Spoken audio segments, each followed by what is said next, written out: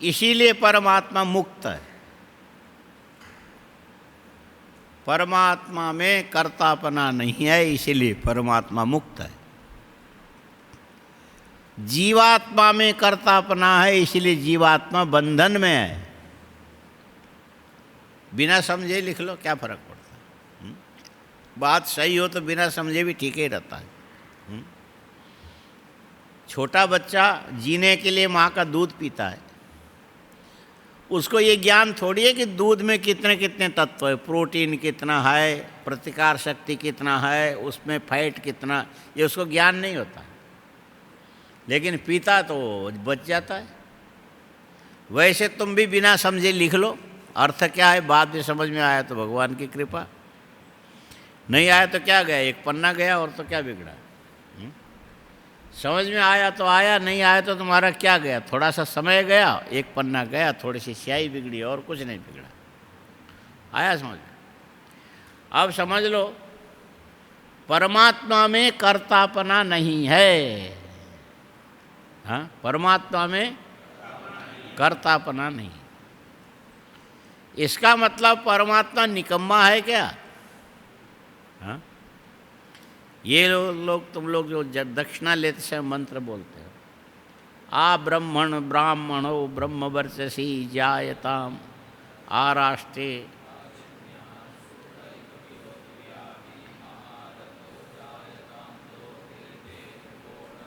निकामे निकामे न। और रुक जाओ, ये जो निकामे निकामे का शब्द सुन करके पंडित तो बोल गए, उनको तो बोलने से मतलब है। हाँ, अरे बकरी जो बोलती है उसको अपने अर्थ का ज्ञान थोड़ी है, पेटे टेटे करके बोलती जाए। और तुम भी आप ब्राह्मण ऐसे बोलते चले जाओगे। और सुनने वाला यजमान कोई बुद्धिमान होगा तो उसने कहा ये पंडित क्या बोलते, निकामे निकामे, ये सब निकम्बे निकम्बे हैं क्या? हाँ, निकामे का क्या मतलब? तो अर्थ का उसको पूरा ज्ञान तो नहीं है, लेकिन आभासिक थोड़ा थोड़ा ज्ञान है। हाँ, निशेषेण कामनायाम सत्याम पर्जन्यो अभिवर्षतु। हाँ, माने जरूरत पड़ने पर बारिश होनी चाहिए। निकामे निकामे पर्जन्यो अभिवर्षतु, एकदम जरूरत होने पर खेती को संभालने के लिए पर्जन्य माने ये जो वृष्टि, ये देवता समय समय पर बारिश करके हमारे जीवन को सुलभ बनावे, सुविधायुक्त बनावे। अच्छा, अब इसमें बनावे इसका जो करता है ना, कौन बनाएगा? परमात्मा। प्रार्थना उससे की जाती है और हम उससे प्रार्थना करते हैं, लेकिन परमात्मा में कर्तापना नहीं है। तो कर्तापना न होने का मतलब वो परमात्मा निकम्मा नहीं है। कर्ता सब कुछ है, लेकिन कर्तृत्व का अभिमान उसके अंदर नहीं है। कर्ता सब कुछ है, करने वाला कौन है? परमात्मा ही सब कुछ करने वाला, लेकिन कर्तापना का अभिमान। बिजली के करंट संचालित होने से ऊपर लटका हुआ जो पंखा है घूमता है। कौन घूमता है? पंखा घूमता है। और पंखा घूमता तो ये करंट डिस्कनेक्ट कर दो, संबंध विच्छेद कर दो बिजली का, इसके बाद घूमेगा कि नहीं घूमेगा? नहीं घूमेगा। इसका मतलब है कि पंखे को घुमाने वाली तो बिजली है। हाँ, पंखे को घुमाने वाली वो मैग्नेटिक सिस्टम है, वहाँ अंदर एक मोटर इस ढंग का बना हुआ है। बिजली से एक इधर खींचता है, एक उधर धकेलता है, उसके बीच में ये घूमता है। हाँ, और वो जगह जगह पर जो बैंडिंग होती है वो उसके अंदर की प्रक्रिया है। लेकिन बिजली के बिना ये सारी प्रक्रिया ठप हो जाती है। और जब घूमते हुए जब पंखा को तुम देखते हो तो कर्तृत्व तो कहाँ दिखता है? ये पंखे में दिखता है कि बिजली में दिखती है? हाँ, ये घूमना जो क्रिया है पंखे में दिखता है कि बिजली में दिखती है? पंखे में, क्योंकि बिजली स्वयं ही नहीं दिखती है, जबकि घुमाने वाली वही है।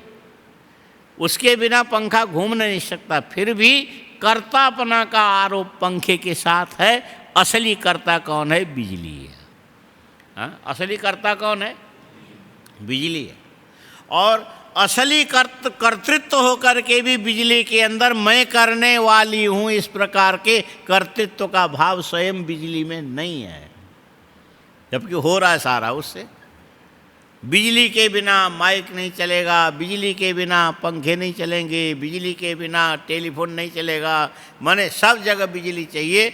और हर किए जाने वाले काम में एसी इत्यादि जो चलते हैं बिजली से ही चलते हैं। लेकिन बिजली पर ये आरोप नहीं आता है, ये ठंडा करने वाला कौन? तो बोले एसी। हाँ, घूमने वाला कौन? तो बोले पंखा। और ये जो आवाज़ को लाउड करके बढ़ा के दिखाने वाला कौन? बोले माइक। जबकि ये सारा काम बिजली ने किया, लेकिन कर्तृत्व का आरोप यंत्र के ऊपर आता है, बिजली के ऊपर कर्तृत्व का आरोप नहीं, जबकि सब कुछ करने धरने वाली बिजली है। इसी प्रकार पूरे चराचर जगत की रचना में परमात्मा की भूमिका बिजली के समान अति अनिवार्य है। क्या है? परमात्मा की सत्ता के बिना दुनिया बन नहीं सकती, इसीलिए परमात्मा की सत्ता अति अनिवार्य है। इसके बाद भी जिन साधनों से परमात्मा ने जो जो काम कराया, वो साधन स्वयं अपने आप को मैं करता हूँ बन करके बैठ जाता है। और ये जो कर्तापना है तुम्हारे बंधन का हेतु है। कर्तापना क्या है? तुम्हारे बंधन का हेतु है। तुमने घर बनाया, तो घर बनाया का मतलब आश्रम में तुम लगातार 5-6 महीना 1 साल रह नहीं सकते हो। हाँ, मन में आया कि मेरा घर है, मेरा परिवार है, मेरे सगे हैं, मेरे संबंधी हैं, बच्चे हैं, दुखी हैं, मेरा बनाया हुआ मैं कैसे छोड़ सकता हूँ? ये तुम्हारा जो कर्तृत्व है तुम्हें पकड़ के ले जाएगा। कहाँ? घर मेरा है, माता पिता मेरे हैं, पुत्र पत्नी मेरे हैं, सगे संबंधी मेरे हैं, धंधा इत्यादि सब मेरा है। ये जो कर्तापन मेरा किया हुआ, ये भाव यदि मन के अंदर रहेगा, उस भाव के साथ तुम्हारा बंधन मानसिक रूप से कहीं न कहीं जुड़ा हुआ जरूर रहेगा। उसके बिना तुम रह नहीं सकते हो। इसलिए मेरा अपना काम है, समय से हमको जा कर के काम जरूर करना चाहिए। कर्तापना आने पर ही ये सब हो सकता है। यदि कर्तापना नहीं होगा तो इस प्रकार का बंधन रहता नहीं। और बिजली में कर्तापना नहीं है, इसलिए वो स्वतंत्र है। हाँ, बिजली और स्वतंत्र होकर के भी सारे काम बिजली के द्वारा हो रहे हैं, लेकिन कर्तापना का आरोप लिया किसने? यंत्र ने लिया। ठीक इसी प्रकार सब कुछ कार्य सामर्थ्य यदि किसी के ऊपर है, परमात्मा के ऊपर है, लेकिन बिजली के समान कर्तापना रहित होकर के सारे काम संपादित करता है परमात्मा। आया समझ में? और इसी अर्थ में परमात्मा की, ये पहले भी लिखाया था, फिर भी लिख लो, परमात्मा की दृष्टि पड़ने से जड़ प्रकृति चैतन्य बन करके पूरे जगत के निर्माण में सक्षम होती है। हाँ? समझे बिना लिखो और समझने भी की कोशिश भी करो तो नुकसान नहीं है। समझदारी नुकसान नहीं करता, ना समझे तो नुकसान करता, समझदारी नुकसान नहीं करता। यदि हो तो कोई हर्जा नहीं है। समझ में यदि गलती से आ जाए तो ये तुम्हारा नुकसान नहीं होगा। और जानबूझ करके यदि समझ में नहीं आया तो भी नुकसान, अनजाने में नहीं समझे तो भी नुकसान। जानबूझ के भी नासमझ आदमी बन जाता है। हाँ, जानबूझ के भी आदमी नासमझ बन जाता है। ये कब होता है? वो देखता है कि हमें समझ के क्या करना है। इस भाषा का प्रयोग ज़्यादा करके गढ़वाल, कुमाऊँ और इधर थोड़े बहुत हिमाचल का आधा हिस्सा, वहाँ पर इस टोन में बोलते हैं वो लोग। हमें क्या करना है, हमें क्या लेना देना है। तो तुम्हें लेना देना नहीं होगा तो तुम कुछ करोगे ही नहीं। ऐसे भी तो बहुत सारी चीज़ें हैं। जिसको तुमसे कुछ भी लेना देना नहीं। तुम हर बार श्वास लेते हो जीने के लिए, हाँ, 24 घंटे में 21,600 बार श्वास लेते हो जीने के लिए, और इससे तुम्हारा जीवन चलता है। श्वास लेने से तुम्हारा जीवन चलता है। और ये श्वास जो प्राण वायु ये बोलने लग जाएगी तुम्हें जीवन दे करके हमें क्या फायदा, तो आदमी जिंदे रहेंगे कि मर जाएंगे? हाँ, मर जाएंगे। इसीलिए ये मिथ्या कर्तृत्व का अभिमान जिसके अंदर रहता है उसी के अंदर स्वार्थ की भावना जगने लगती है। जहाँ स्वार्थ की भावना जगती है वही ऐसा कहता है कि हमें क्या लेना देना, हाँ? इससे हमको क्या मतलब। अरे बहुत सारी ऐसी चीज़ें हैं जिनको तुमसे कोई मतलब नहीं, तो भी तुम्हारे प्रति सजग, एक क्षण का भी व्यतिरेक किए बिना तुम्हारे हित में लगातार लगा हुआ है। वो क्या है? एक तो है प्राणवायु, हाँ, ये क्या है? हाँ, तुमसे प्राण को कुछ मिलने वाला नहीं, लेकिन प्राण से तुम्हें जीवन मिला हुआ है। हाँ, ये सूत्र है। तुमसे प्राण को कुछ मिला हुआ नहीं है, लेकिन प्राण से तुम्हें जीवन मिला हुआ है। और जिस प्राण से तुम्हें जीवन मिला, तुम अपने स्वार्थ से अतिरिक्त कोई ऐसा परमार्थ वाला काम करना होगा, खट से बोल जाओगे इसे हमें क्या लेना देना, हमको क्या मतलब है। और जिसको कोई मतलब नहीं था उसने भी, प्राण ने तुम्हें जीवन देने के लिए श्वास के रूप में आवागमन किया। बिना मतलब का प्राण ने काम किया, बिना मतलब का सूर्य प्रकाशित हुआ, बिना मतलब का पानी बह रहा है, बिना मतलब का पृथ्वी ने सबको आधार दिया। लेकिन हम छोटे छोटे काम में हर जगह ये बोलेंगे इससे हमें क्या फायदा। ये क्या है? कर्तृत्व, वास्तविक कर्तृत्व परमात्मा में है। हाँ, वास्तविक कर्तृत्व परमात्मा में है। और वो स्वयं किसी काम को करने के लिए आगे नहीं जाता है। उस परमात्मा में अधिष्ठित होने पर बिल्कुल निकम्मा भी काम वाला हो जाता है।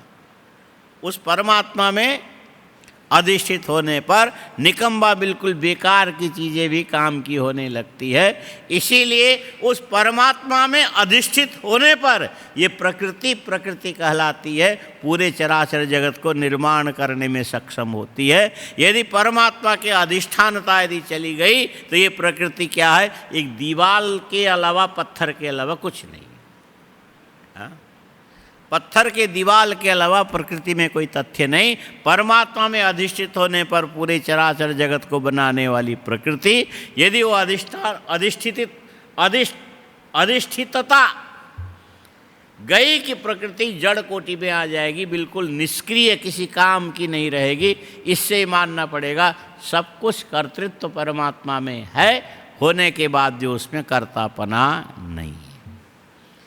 हाँ, सब कुछ करके भी, हाँ, क्या बोलोगे? सब कुछ करके भी जिसके अंदर मैं करने वाला हूँ इस प्रकार का अभिमान नहीं है। हाँ, ठीक है, गीता पाठ हो गया। हाँ, बोले गीता पाठ की परंपरा है, कोई मर जाए बोले वहाँ गीता पाठ करो, उस आत्मा का कल्याण होता है।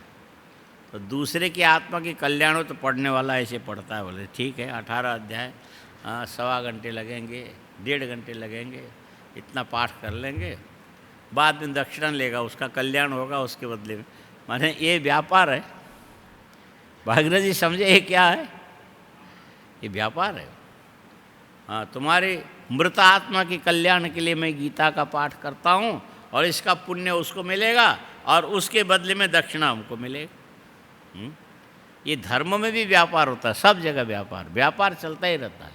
ठीक है, अच्छा, अब मूल चीज़ ये है कि गीता पाठ से उसकी मुक्ति हो चाहे ना हो, होता भी है, ठीक है, अदृष्ट उत्पन्न होता है, शास्त्र सिद्धांत है, सब माना जाता है।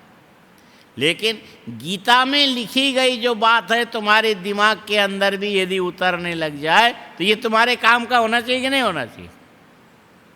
लेकिन तुम क्या मानते हो, इससे हमें क्या लेना देना है? गीता की बात समझ करके हमको क्या फ़ायदा है? यहाँ पर आदमी क्या होता है कि इससे हमें कोई लेना देना, जबकि पूरे चराचर जगत को बनाने के बाद भी परमात्मा ये नहीं कहता कि इस जगत से हमको कुछ लेना है अथवा जगत को देना है। माने सब कुछ करके भी कर्तृत्व अभिमान से रहित है, इसीलिए परमात्मा स्वच्छंद है, नित्य मुक्त है, नित्य शुद्ध है, नित्य ज्ञान स्वरूप है। और दूसरे के अधीन रह करके छोटे मोटे काम करके भी हम बंधन के अंदर पड़े हैं। इसके मूल में कारण ये है, कराने वाला कोई और है और यश लूटने वाले हम बन गए। यदि श्वास ही न चले तो तुम काम कर सकते हो? नहीं कर सकते।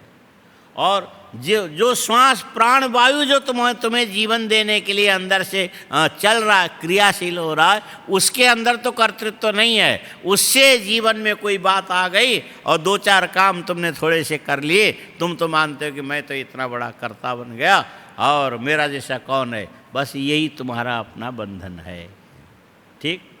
और प्रकृति के अंदर भी यही है, प्रकृति मूल रूप से जड़ है और परमात्मा के साथ संबद्ध होना माने भगवान ने माया को देखा, भगवान ने माया को देखा और माया की दृष्टि पड़ने से जड़ प्रकृति के अंदर ये आभासिक चेतना जग गया। शीशा जड़ है कि चेतन है? शीशा जड़ है। और तुम जब जो स्वयं शीशे में मुंह देखने के लिए जाते हो, तुमको जड़ नहीं कहा जाएगा। यदि जड़ होते तो तुम शीशे में मुंह देखने नहीं जाते। तुम्हारे अंदर चेतना है, जब तक जिंदे रहोगे तब तक तुम्हारे अंदर चेतना है, ऐसा माना जाएगा। मरने के बाद तुम्हारे अंदर चेतना नहीं रहेगी। इसीलिए मरा हुआ मुर्दा, उसको चाहे नहलाओ, चाहे कपड़ा पहनाओ और चाहे तिलक लगाओ, कभी भी वो ये नहीं कहेगा कि सब कुछ तो तुमने किया लेकिन मैं कैसा लगता हूँ, मुझे अपना मुंह दिखना, मेरे सामने शीशा लाओ। ऐसा कभी किसी मुर्दे ने कहा है? आज तक ऐसा हुआ है? कोई मुर्दा कहता है भैया इतना तुम मेहनत करके अर्थी में लेकर के चल रहे हो, एक बार तुम मुझे अपने मुंह देखने के लिए शीशा तो दिखाओ? कभी ऐसा बोलता है क्या? नहीं बोलता है। आया नहीं होगा? माने मुर्दे में चेतना न होने से वो कभी शीशे में अपना मुंह देखने की इच्छा रखता नहीं। जिंदे में चेतना होने से शीशे के सामने जाकर के अपना मुंह देखता है। यहाँ भी एक बात समझना, शीशे में अपना मुंह देखने के लिए जाओगे, वहाँ प्रकाश चाहिए कि नहीं चाहिए? शीशे में अपना मुंह देखोगे, वहाँ प्रकाश चाहिए कि नहीं चाहिए? प्रकाश चाहिए, पक्का ना? अच्छा, वो प्रकाश कहाँ चाहिए? शीशे में प्रकाश चाहिए कि चेहरे में प्रकाश चाहिए? शीशा अंधकार में रहेगा तो काम चलेगा, लेकिन चेहरे में प्रकाश होना चाहिए। चेहरे में यदि प्रकाश होगा तो वो जो चेहरा शीशे के अंदर प्रकाशित होगा। चेहरे में यदि प्रकाश नहीं होगा, शीशे में सीधा प्रकाश देने लग जाओगे, वहाँ तुम्हारा मुंह नहीं दिखेगा। बस यही सिद्धांत यहाँ पर काम करता है कि परमात्मा ने, बोलो, परमात्मा ने जड़ प्रकृति को देखा। परमात्मा ने जड़ प्रकृति को देखा तो ये जो जड़ प्रकृति है, जैसे अंधेरे में रखे हुए शीशे के सामने तुम्हारे चेहरे में यदि प्रकाश पड़ा हुआ तो ये अंधेरे में शीशे के अंदर उसके तलपट में तुम्हारा चेहरा जैसे दिखता है, ऐसे परमात्मा ने जड़ प्रकृति को देखा तो ये जड़ प्रकृति के अंदर चेतना जागृत हो जाती है। उसी समय उसका नाम माया पड़ता है, उसी समय उसका नाम गुणमयी होता है। उसी माया के द्वारा फिर क्या निकला तो बोले परमात्मा ने बहुत ज़्यादा देर तक देखा, देखने से कालवृत्त्या तु मायायाम, पहले श्लोक आया था, तो उसमें एक नया परिणाम निकला। नया परिणाम निकला। अंधेरे में शीशा रखा है, तुम्हारे चेहरे में प्रकाश पड़ रहा है, तुमने शीशे के अंदर अपना प्रतिबिंब देखा, एक आदमी को तुमने लगा दिया कि तुम मेरे पीछे खड़े हो करके शीशे में दिखने वाले मेरे प्रतिबिंब का फोटो खींचो। ये हो सकता है कि नहीं? हाँ, शीशे में दिखने वाले प्रतिबिंब का कैमरे से फोटो खींचा जा सकता है कि नहीं? हाँ, आराम से खींचा जा सकता है। और इसी के ऊपर तो ये दुनिया भर के फ्लेक्स इत्यादि क्या क्या ये सब चल रहे। हाँ, ये जो ऑनलाइन दुनिया भर की चीज़ें जो देखते हो इसी सिद्धांत से तो चल रहा है। शीशा है अंधेरे में, चेहरे में है प्रकाश, और वो प्रतिफलित होता है शीशे में। तो अंधेरे में रहने वाला शीशा भी मुंह देखने वाला ऐसा, तो पीछे फोटो लेने वाला, तुम हिलो मत नहीं तो तुम्हारा फोटो सही नहीं आएगा हमारे कैमरे में, शीशे में जैसा भी आया हो। इसका मतलब है निष्क्रिय शीशे के अंदर भी सक्रियता दिखाई पड़ती है, यदि सक्रिय ने ध्यान दे करके उसको देखा तो। ठीक इसी प्रकार सृष्टि के आदिकाल में जिस माया को जड़ मान करके रखा था परमात्मा की उपेक्षा के चलते, उस परमात्मा ने जीवों के किए गए कर्म का फल प्रदान करने के लिए अनुराग पूर्वक जब माया में दृष्टि डाली, तो उस माया के अंदर से जैसे शीशे के अंदर दिखने वाले प्रतिबिंब का फोटो लेकर के तुम छपा के किसी के सामने रख सकते हो, ठीक इसी प्रकार ये जो माया में परमात्मा की दृष्टि पड़ने से उसके अंदर से एक परिणाम उस फोटो के समान क्या निकला? वो निकला महत्तत्व। हाँ, क्या निकला था? अविद्या में, माया में भगवान की दृष्टि पड़ने से महत्तत्व माने बुद्धि। महत्तत्व माने शीशे में कोई ऐसी चीज नहीं है जो अंधेरे में पड़े पड़े तुम शीशे में देख सको। तुम्हारे चेहरे में प्रकाश पड़ने से अपना चेहरा शीशे के अंदर दिखाई पड़ता। माया में भी ऐसी कोई चीज नहीं है जो परमात्मा की दृष्टि पड़ने से वो माया कुछ करके दिखा सके।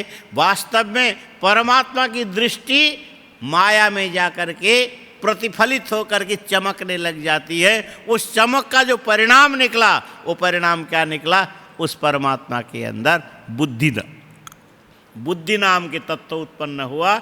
इसी बुद्धि नाम के तत्व को शास्त्र के अंदर कह दिया गया, यह है महत तत्व। क्या बोलते हैं? बुद्धि महान तत्व है। इतनी बड़ी बड़ी बातें समझो ना समझो तुम्हारी मर्जी, लेकिन इतना तो समझ लो बुद्धि महान तत्व है। ये भी लिख के रख लो। नीचे एक चीज़ छोटे अक्षर पे और लिखना, बड़े अक्षर में लिखना बुद्धि महान तत्व है, छोटे अक्षर में लिखना कि वो मेरे पास नहीं है।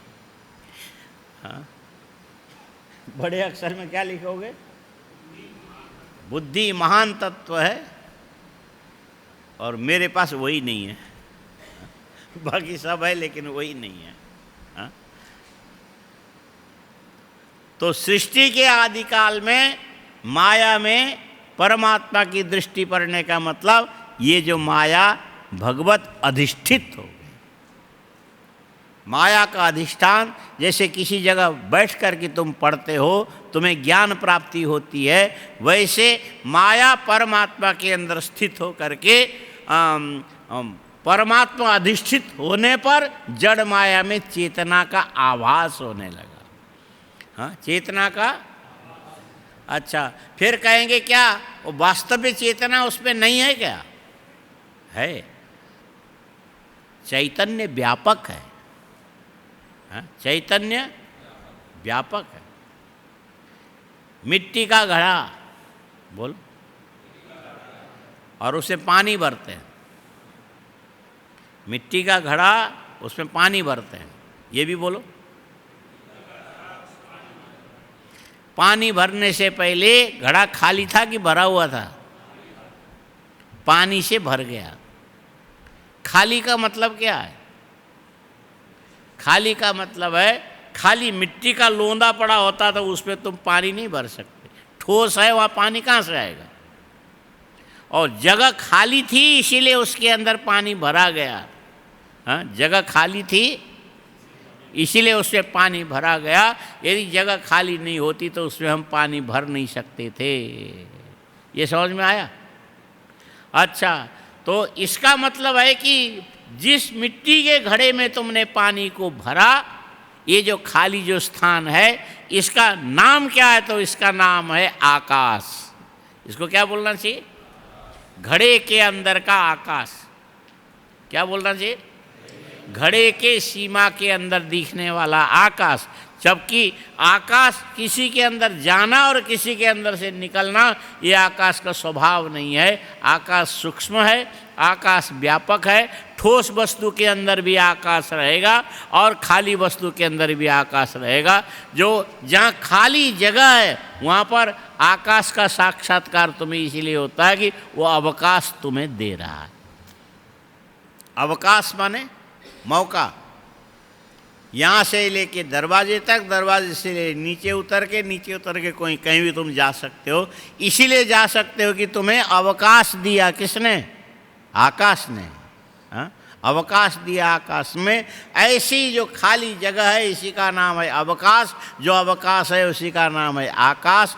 और ये आकाश घड़े के अंदर है तब जाके तुमने पानी भरा। वो आकाश यदि नहीं होता तो, वो आकाश में यदि ठोस कोई चीज़ होती, आकाश कहीं जाने वाला नहीं, खाली उसके प्रतीति में प्रतिबंधक बन करके आने वाला जो मिट्टी इत्यादि का भराव है, वो ऐसा लगता है कि आकाश को इसने हटा दिया। आकाश वहाँ से कहीं जाता नहीं। पानी से भरे हुए घड़े के अंदर भी आकाश है और खाली घड़े के अंदर भी आकाश है। बोलो, पानी से भरे हुए घड़े के अंदर भी आकाश है, उसको घटाकाश बोलते हैं। खाली घड़े में भी आकाश है, उसको भी घटाकाश ही बोलते हैं। ठीक है। और खुले मुंह वाले बड़े घड़े के अंदर पानी भर के उसको ले जा कर के तुमने खुले मैदान में रख दिया, छत में रख दिया। और पानी प्रतिबिंब को ग्रहण करने की क्षमता पानी के अंदर है और ऊपर खुला आकाश है। और उस आकाश का प्रतिबिंब पानी में पड़ेगा कि नहीं पड़ेगा? पड़ेगा। और अब बाजू से देखने वाला ये कहेगा, ये देखो घड़े के अंदर आकाश दिखाई दे रहा है। क्या दिख रहा है? आकाश दिखाई दे रहा है। और उस आकाश में बादल है, बादल में सूर्य है, कभी दिखता है कभी नहीं दिखता है। इस ढंग से पानी के अंदर पड़ने वाले प्रतिबिंब आकाश को तुम देखते हो। और जो प्रतिबिंब आकाश जो दिखाई पड़ता है उस पे वास्तविक आकाश है कि नहीं है? हाँ, उसमें वास्तविक आकाश है कि नहीं है? बोलो, ठीक से बोलो। उसमें वास्तविक आकाश है कि नहीं है? नहीं है। लेकिन है, जो घड़े में पहले जो अवकाश था, आकाश था, वो वास्तविक आकाश नहीं था। पानी के भरने से आकाश निकल के थोड़ी चला जाता है। वो तो पानी को उस आकाश ने जगह दे दिया, तू भी मेरे गोद में बैठ जा। बच्चे को गोद में बैठाने का मतलब क्या गोद में बैठाने वाला मर गया ऐसा मानोगे?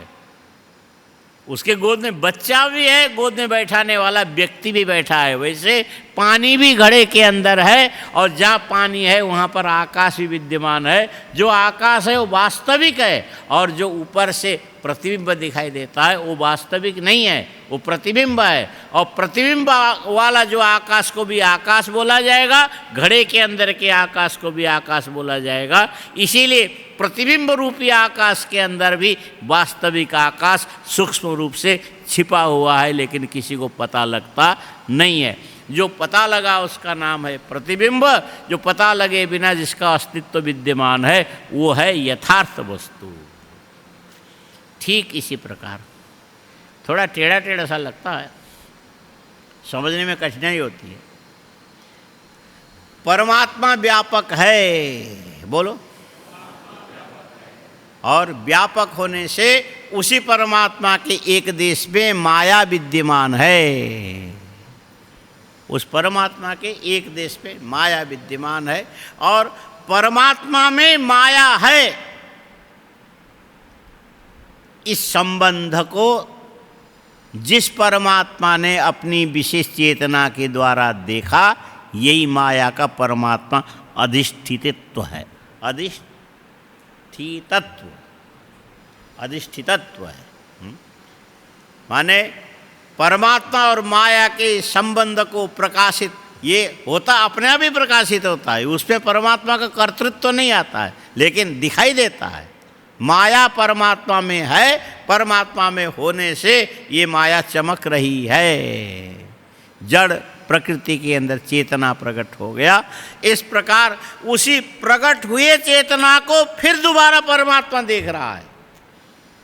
प्रेरणा किसी ने दिया होगा, कोई कारण होगा। जब वो ज़्यादा देर देखने लगता है तब उसमें ज्ञान का कर्तृत्व बन करके एक समष्टि बुद्धि प्रकट हो गई, उसी का नाम महत्तत्व कहा जाता है। और उस महत्तत्व को भी परमात्मा ने बहुत देर तक देखा। मेरी दृष्टि माया के अंदर पड़ने से इसके अंदर से कैसा चमकदार मेरा प्रतिबिंब दिखाई देता है। उस अपने प्रतिबिंब को ऐसा विचार करते देखते देखते देखते देखते वो जो मिथ्या जो प्रतिबिंब है परमात्मा की सन्मयी सत्य दृष्टि के चलते वो सत्य हो गया, वो समष्टि बुद्धि कहलाई। प्रतिबिंब मिथ्या है और मिथ्या प्रतिबिंब में यदि परमात्मा की दृष्टि पड़ी तो मिथ्या भी सत्यवत हो जाता है, मिथ्या भी सत्यवत हो जाता है।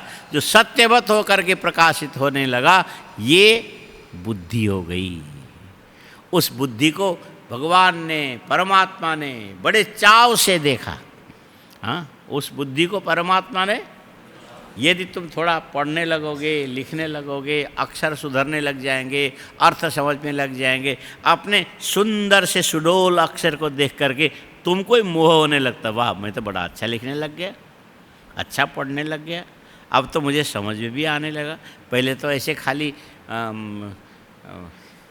1 घंटे कथा सुनो तो पहले बिशनदास जी ऐसे करते थे, 1 घंटा उनकी बात सुनने वाले को 50 रुपये पकड़ाते थे। कोई सुनने वाला होता नहीं, भाड़े का सुनने वाला। ये तो सही है, वो कुछ शास्त्र की बात करते हैं, बाद में 50 रुपये देते हैं। आदमी 50 रुपये के लिए कम से कम वो हल्द्वानी फैक्ट्री में पहले कथा होती थी तो सुनने कौन आएगा भाई इतने दूर, तो कथाकार को भेज देंगे सुनने के लिए। वो जो कथा फैक्ट्री के अंदर जो लेबर हैं उनको छुट्टी दे देते, तुम यहाँ आकर के 1 घंटा कथा सुनो, तुमको छुट्टी देते हैं, काम नहीं करना पड़ेगा, पैसा मिलेगा। वो बेचारे लेबर को क्या मतलब है। और वहाँ जा कर के हम भी 1 महीना कथा के चक्कर में फंसे हैं। वो कितना विकट समय रहा होगा।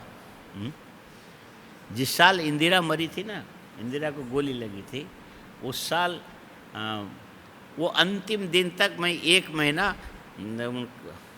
महाराज जी ने भी कहा था करके मैं पहुंच गया था कहाँ, हल्द्वानी। अब वो जो कथा फैक्ट्री से रंग बिरंगे कपड़े पहने हुए वो आकर के लेबर, कोई इधर देखता है कोई इधर देखता है। तो हम सुना रहे हैं उपनिषद की बात, कथा सुना रहे हैं, बड़ा चल रहा है। तो बाद में कमरे में जाकर मैं सिर पीटता था, बोले अरसिकी सुकवित्व निवेदनम शिरसी माँ लिख माँ लिख माँ लिख। बोले जिसको सामने वाले को समझ में आवे नहीं और हम बैठे बैठे, अभी भी तो यही हो रहा है भागीरथ जी, अभी नहीं हो रहा। तो हम तो बच गए भाई हम तो साफ बच गए। तो 1 महीना मैंने निकाला था वहाँ।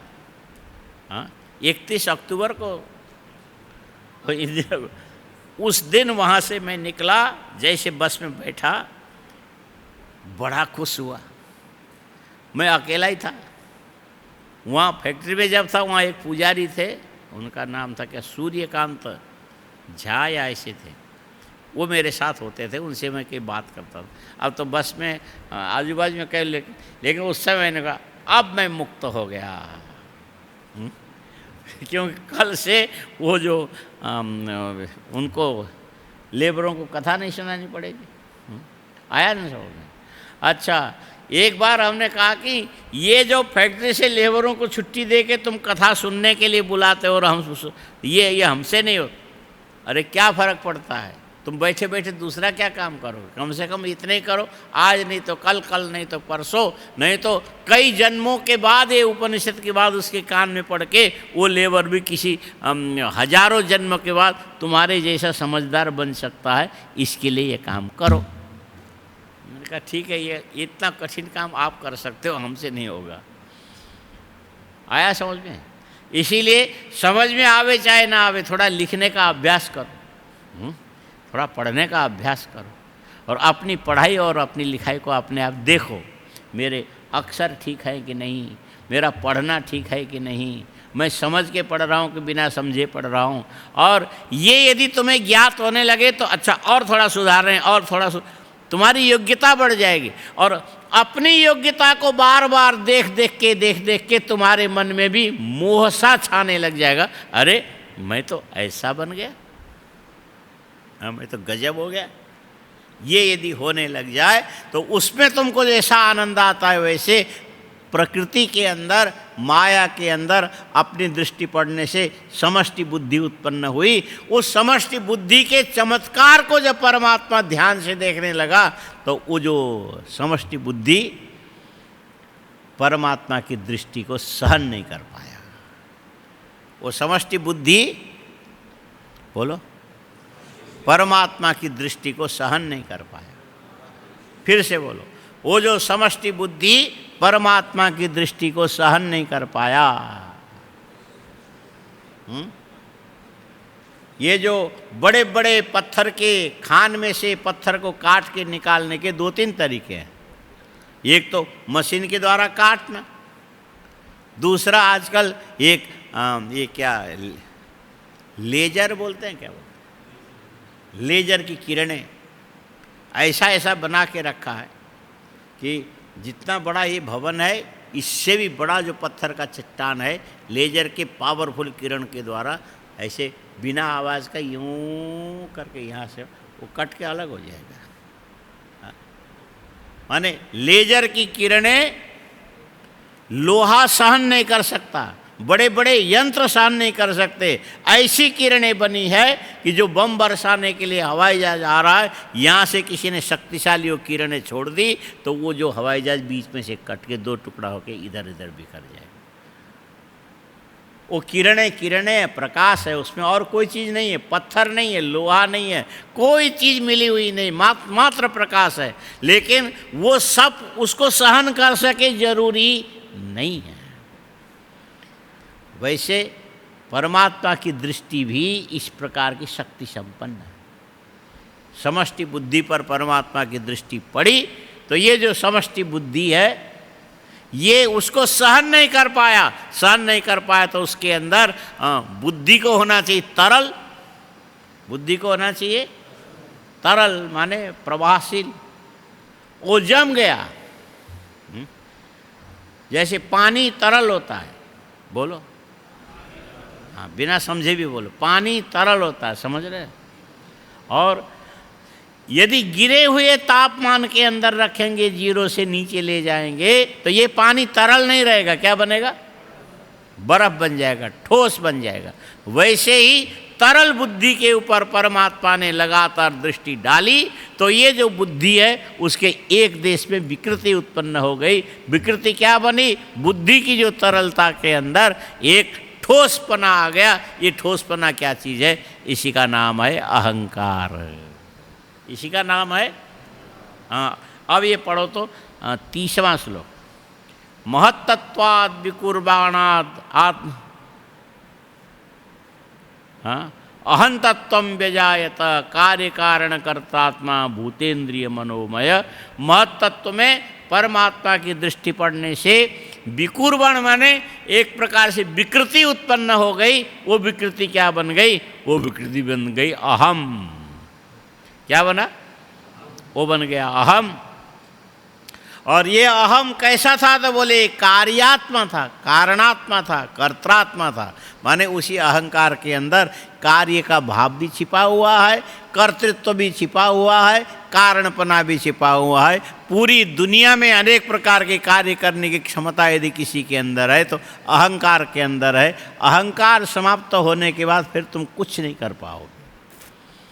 जो कुछ भी होता है अहंकार से होता है। मैं हूँ ये भाव यदि समाप्त हो गया तो तुम कुछ नहीं कर पाओगे, ब्रह्म ज्ञान भी नहीं होगा। हाँ, मुक्त होने के लिए, ब्रह्म ज्ञान की प्राप्ति के लिए तुम सत्संग में जाते हो, उसके लिए भी अहमपना होना चाहिए। यदि मैं हूँ ये भाव यदि नहीं रहेगा तो तुम ये जो अपने मोक्ष के लिए प्रयत्न भी नहीं कर सकते हो। अहम भाव चाहिए। हाँ, आया समझ में? इसीलिए ये जो अहंकार कैसा है, कार्यात्मा है, कारणात्मा है, कर्त्रात्मा है। और ये कार्य करण कर्तृत्व किससे बना हुआ? तो कह दिया भूतेंद्रिय मनोमय।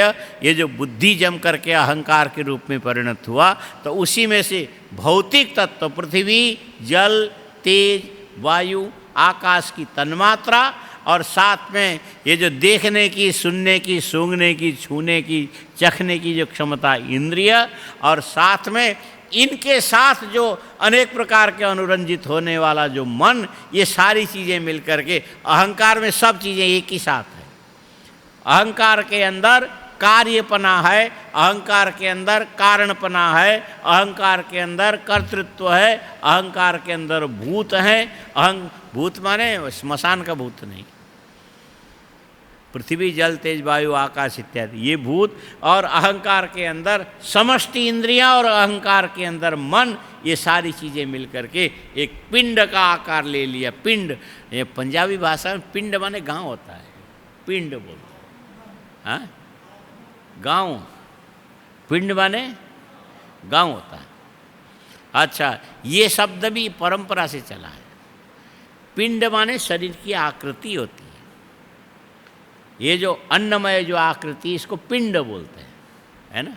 और ये जहाँ पर अधिकांश लोग रहते हैं इस प्रकार के पिंड वाले, इसीलिए गांव को भी पिंड बोल दिया। हाँ, ये शरीर की आकृति माने चलने फिरने वाले मनुष्य की आकृति रहते हैं एक जगह इकट्ठे होकर के। ग्राम माने समुदाय, इसलिए ग्राम को पिंड बोल दिया, है ना। और ये सृष्टि के आदिकाल का अहंकार क्या था? तो बोल दिए कार्यात्मा, कारणात्मा, कर्त्रात्मा, भूतमय, इंद्रियमय, मनोमय। इस प्रकार अहंकार उत्पन्न हुआ। और उस अहंकार को भी परमात्मा ने बड़े चाव से देखा। हाँ, कैसे देखा? चाव से मतलब क्या? चबाते हुए? चाव से मतलब क्या होता है? हाँ, क्या बोला? रुचिपूर्वक। अरे बड़े समझदार हो गए। मैं तो सोच रहा था मैं फालतू ही बोल रहा हूँ ये तो उल्टा निकल गया। हाँ? अब तो ये सोचते थे कि मैं ऐसे बोले जा रहा हूँ। चाव माने रुचि। तो रुचि पूर्वक जब देखा तो जो अहंकार था उसमें एक विकार ये आ गया कि वो फट गया। जैसे लेजर की किरणों से बड़े बड़े चट्टान कट जाते हैं, वैसे वो अहंकार 3 टुकड़ों में विभाजित हो गया। अहंकार कितने में? 3 टुकड़ों में। अब ये 30वां श्लोक पढ़ो। और ये 3 टुकड़ा किस किस रूप में विभाजित हुआ? तो बोले एक का नाम पड़ गया वैकारिक।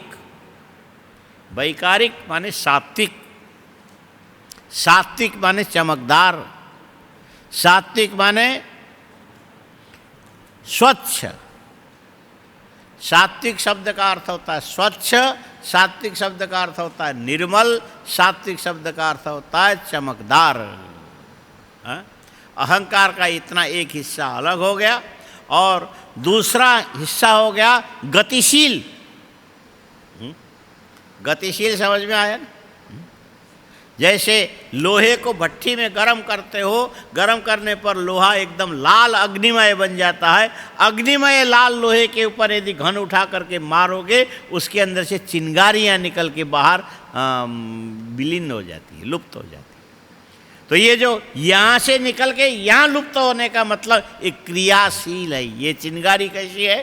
क्रियाशील है। लालिमा कैसा है? चमक है, सात्विक है। और ये जो बचा हुआ बाद में ठंडा होने पर काला पड़ने वाला जो लोहा, ये कैसा है? तो कहना पड़ेगा ये तमोमय है।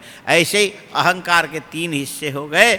जो सबसे अच्छा जो हिस्सा था उसको बोल दिया सात्विक, जो उसके बाद केवल गति क्रिया मात्र उसके अंदर दिखाई पड़ता, क्रिया से अतिरिक्त तक कुछ नहीं है, उस क्रियात्मक हिस्से को बोल दिया राजस। और खाली पिंड के रूप में जो रहा, सबका मल समझ लो, वो क्या बन गया? वो तामस। इसीलिए परमात्मा की दृष्टि, अब फिर वही पीछे से आओ, परमात्मा में अधिष्ठित माया में परमात्मा की दृष्टि पड़ने से बुद्धि तत्व प्रकट हुआ, और उस बुद्धि तत्व में, महत तत्व में परमात्मा की लगातार दृष्टि पड़ने से बुद्धि तत्व से अहंकार माने तरल वस्तु जड़ हो गया, ठोस हो गया। उस ठोस वस्तु में अरे ये ठोसपना कैसे आया, इस जिज्ञासा से जब परमात्मा ने देखा, उसकी दृष्टि को सहन नहीं कर पाया, इसीलिए उसमें 3 विभाग हो गए। एक सात्विक विभाग अलग हो गया, राजस विभाग अलग हो गया, तामस विभाग अलग हो गया, अहंकार के 3 टुकड़े हो गए। हाँ, यहाँ वैकारिक शब्द का अर्थ लिखना सात्विक। हाँ, वैकारिक माने सात्विक। तेजस का मतलब राजस, क्रियाशील। और तामस का मतलब जड़ है, मलिन है, लेकिन मजबूत है। बल तमोगुण में होता है। हाँ, बल, ऐसे तमोगुण को काला मानते हैं लोग। ऐसा मानते हैं कि जो काले रंग वाले आदमी बड़े ताकतवर होते हैं, ऐसे अफ्रीकन काले होते हैं ना, हफ्सी क्या बोलते, ऊपर उठे हुए बाल, ये बड़े बड़े ओठ, ये लंबा, आंखें भी ऐसी, और वो क्या खाते उसका तो अनुवाद ही नहीं करना चाहिए। इतने लंबे लंबे नाखून रखते हैं, और जंगल में चरते जानवरों को ऐसे एक हाथ से, बहुत ताकत होती है, एक हाथ से पकड़ के नाखून मारते हैं, और उसमें से जब खून आएगा तो फिर दांत से वहीं खून चूसने लग जाता है। माने उनका रहन सहन ऐसे, लेकिन वो ताकतवर इतने होते हैं, ये जितने गोरे जाती हैं सब उनसे डरते हैं। गोरे भी डरते हैं, आर्य भी डरते। तुम लोगों को आर्य कहा जाता है। ये जो या हम भारतवासी जो है ना, आर्य कहलाते हैं। हम काले भी नहीं हैं, गोरे भी नहीं, उसके बीच के हैं, लेकिन उन कालों से हम डरते हैं। हाँ? सोना चमकदार होता है, बोलो बोलो, मिलना कुछ नहीं, बोलो ना, सोना चमक, वो तुमको नहीं मिलने वाला, फिर भी बोलो, सोना चमकदार होता है, लेकिन वो नरम होता है। चमकदार होकर के भी शुद्ध होने से सोना नरम होता है, और चांदी की चमक सोने से थोड़ी कम है, लेकिन सोना से चांदी थोड़ा कड़ा होता है, इतना नरम नहीं होगा।